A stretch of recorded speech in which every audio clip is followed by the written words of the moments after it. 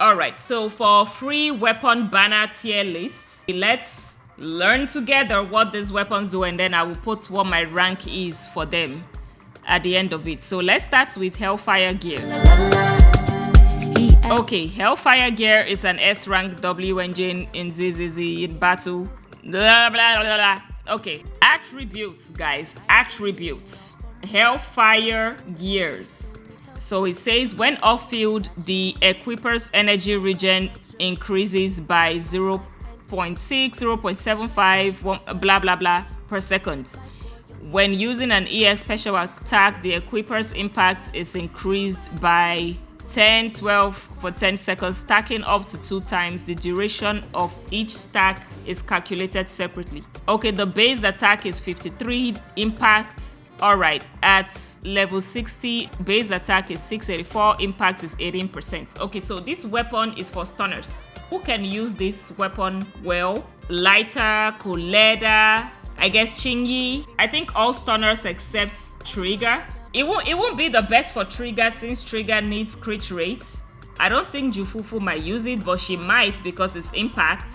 I think I will put it in the B tier. The reason why I'll put it in the B tier is that I think the Restrained is better than Hellfire Gear. Okay, let's look at the Restrained real quick because the Restrained is also another stunning weapon. Treat you like a king.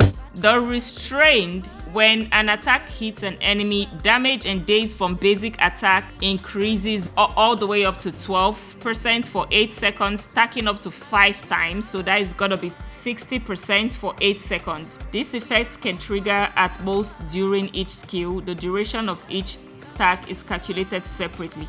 The Restrained is really good on a lot of stunners that need to do basic attack, which is pretty much all of them to days, but it's also very good for lighter. I think it's also good for Lakon. So yeah, the Restrained is definitely much better than Hellfire Gears.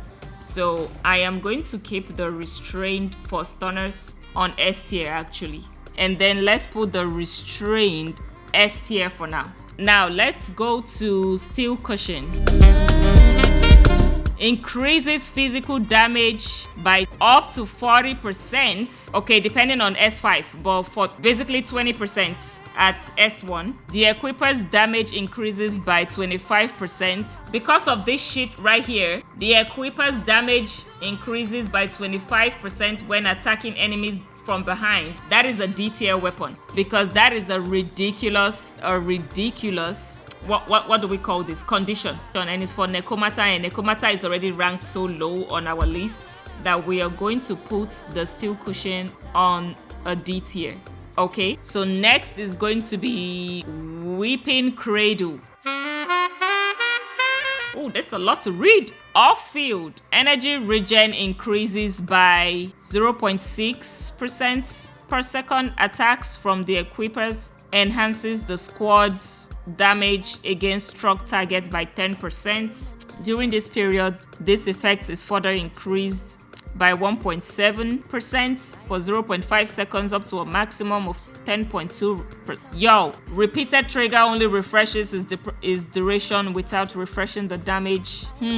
So if you trigger the effect repeatedly, it will refresh its duration, but it would not refresh the damage increase effect. Okay, so this weapon is only good for Arena then, and because it's not universal and it's so just for Arena, only Arena can trigger all these passives. And it's also a penetration ratio per percent weapon, which a lot of characters don't really need apart from Rina. Let's put this on D tier also because it is not a universal weapon. It's very limited to one character and one character alone. It's crying because it doesn't want to be where it needs to be. And then next is gonna be Fusion Compiler. Take me.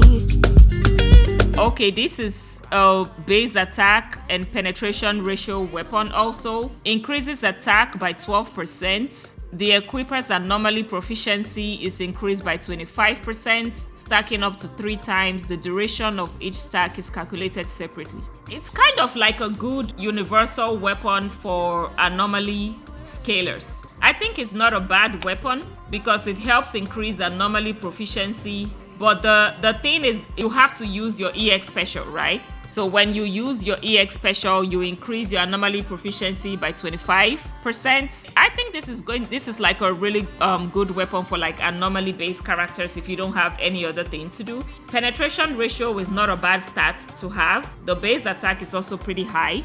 If you use them and you don't have their weapon, this is gonna be a really good anomaly weapon to use. I think it can go in an A tier because I think it is more universal than the Hellfire Gears. So I think A tier is fine for it. Okay, we already went over the Restrained, so the last weapon is gonna be Brimstone.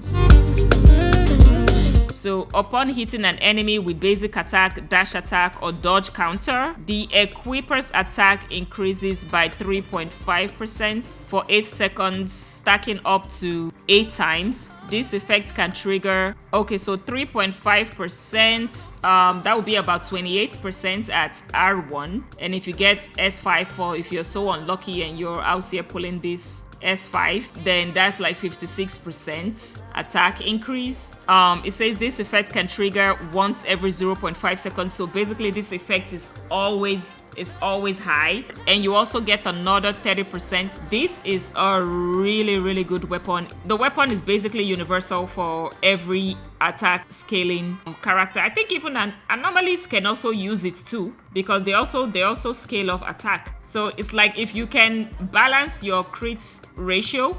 Okay, someone said their anomaly won't trigger the passive, but I mean, like, if you use basic attack, dash attack, dodge counter, someone like Miyabi would be able to trigger this. I take that back. Sorry, I didn't see the specification. This is an attack weapon, so only attack characters can actually wear this.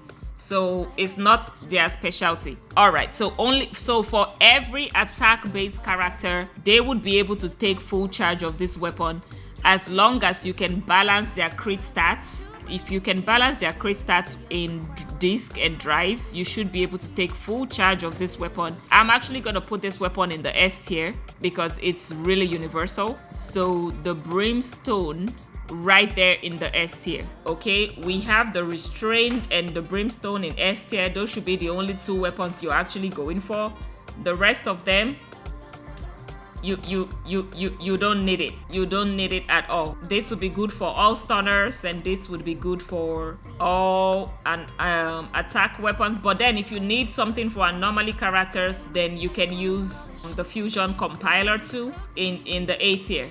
So yeah, that would be the ranking for all the standard banner weapon. Let me know which weapon you guys want to choose when the anniversary drops. Thank you guys for watching. Hit the likes, hit the subscribe button. I will see y'all in the next video. Bye bye. Born to live in luxury.